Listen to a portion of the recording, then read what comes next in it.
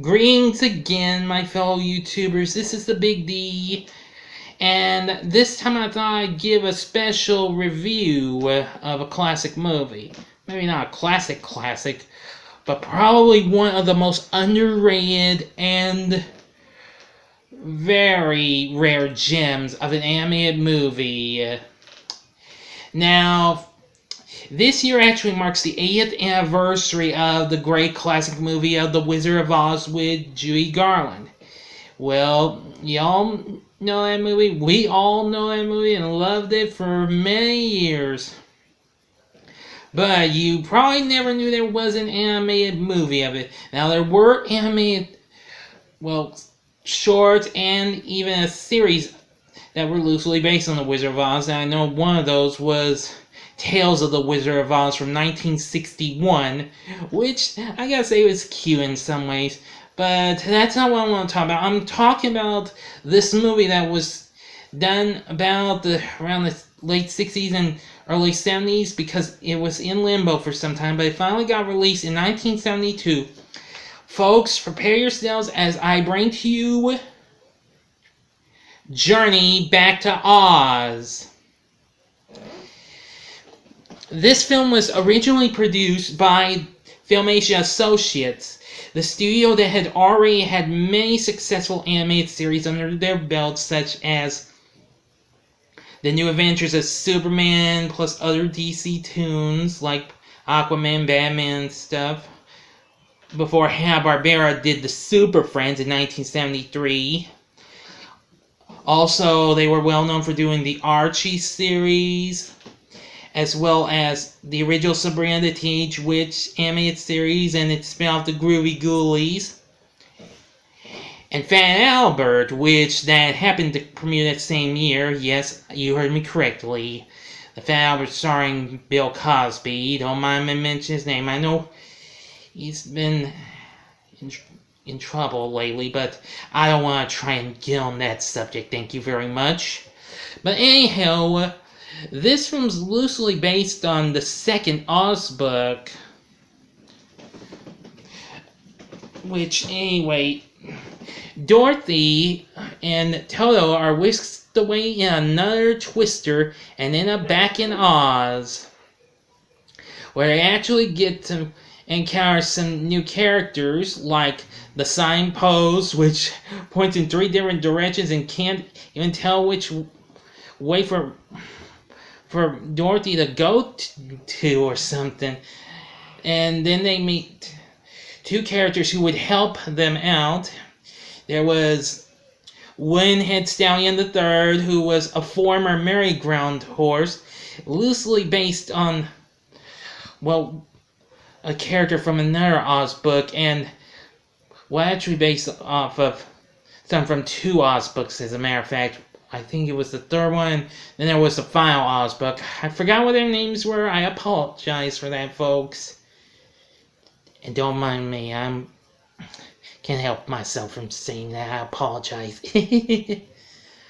Okay. And Pumpkinhead, this here character that looks like he was like a walking scarecrow or something, but he has a big pumpkin on his head, a walking jack-o'-lantern, really something. He was created by Mombi. That, of course, is the villainess of the movie. Here's a look at it, because I've got the DVD of this. It was released on DVD for the first time in 2006 from the now-defunct BCI Eclipse. I think you probably would have to spend an arm and a leg to get this, because this has not been re-released, ever. But anyway, she's planning to get revenge after Dorothy had defeated her cousin, the Wicked Witch of the West, and helped the Scarecrow become the King of Oz. And now she plans to unleash a herd of green elephants on Emerald City.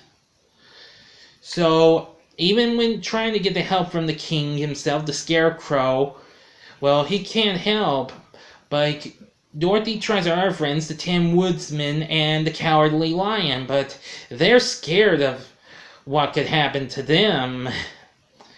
But even so, Thanks are alright. I don't want to get into too much spoilers and everything. Even once they get help from Glinda, who's actually credited as the good fairy, actually, instead of the good witch of the north, like you remembered from the old Judy Garland movie. Even so, I think this movie's an extremely rare animated gem. It's very good. It's a great story and great characters. It also has some good music as well, and also a great voice acting cast. Voicing Dorothy actually is the daughter of the late great Judy Garland, Liza Minnelli, who I gotta say does just as good a job on doing Dorothy as her mom did. Very good performance. We also have Mickey Rooney, who we've heard his voice in several things, most notably the Rankin Bass holiday specials like Santa Claus is Coming to Town and The Year Without a Santa Claus. And I know he also appeared in many other funny specials and dramas and movies. More recently, the First Night at the Museum movie was one of his last few movies. He passed away a few years ago. Then there's Mickey Rooney, he's the Scarecrow, sorry. Next we have Danny Thomas, who was a big star back then. I know he's been dead for nearly 3 decades. He's the Tin Woodsman. The Cowardly Lion is done by a very funny guy, Milton Berle. He's pretty funny. I've seen him appear in some funny stuff, and also seen him on the Batman TV series. Next would be Broadway actress and singer Ethel Merman. She plays Mombi. Very good. Also saw her on the Batman TV show. Let's see, and there's Herschel Bernardi. He voices Woodenhead.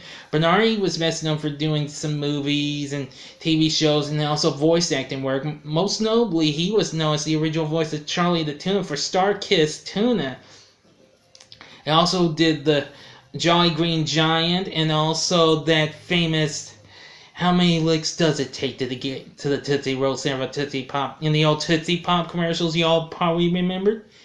And he also did some cartoons, most notably the last Terry Toons produced series, The Mighty Heroes, which was created by Ralph Bakshi, the man who later would bring us some funny and underrated movies like Heavy Traffic and the Lord of the Rings animated movie and Cool World. Let's see. Pumpkinhead is voiced by Paul Lynde. Most of y'all know him as Uncle Arthur of the magically funny sitcom Bewitched, which I am a big fan of that show. And he also voiced Templeton the Rat in the original Charlotte's Web, which was released the year after this in 1973. Glinda is voiced by opera singer Risa Stevens, whom we sadly lost her, I believe, 5 or 6 years ago. Let's see. The Signpost was played by funny man Jack E. Leonard. I've not seen him in much stuff except for an episode 2 of Rowan Martin's Laugh-In, which I've watched the complete series of last year. Very funny show. Let's see. I'm trying to have a look if I missed anyone. Now, we only get to hear these people for a little while. Paul Ford, who plays Uncle Henry, and Margaret Hamilton as Aunt Em. And surprise to y'all, Margaret Hamilton, yes, that's the Margaret Hamilton who played the Wicked Witch of the West in the original classic. It also features brief performances by, let's say, legendary voice actor Mel Blanc. Great guy. I loved his voice work from Bugs Bunny, Daffy Duck, to his work on, well, tunes like the Flintstones, the Jetsons. Oh, the list could go on for that guy. May he rest in peace.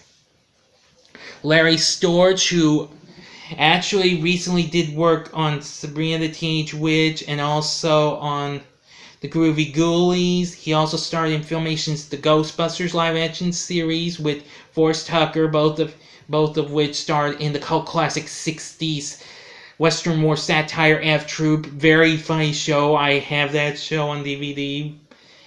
And then, of course, there is Dallas McKinnon, or Dow, whoever you like to call him, who had recently been best known for voicing our favorite redheaded dude from Riverdale, Archie, in Filmation's Archie franchise.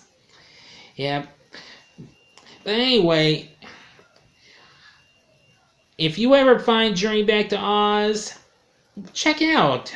You might like it. It's very good, actually, from my point of view. But as LeVar Burton said on Reading Rainbow, you don't have to take my word for it. But anyway, it's a good movie. Filmation was a great studio until they closed up shop in 1989. But anyway, that's my review for Journey Back to Oz. Until next time, I'm the Big D saying, see ya.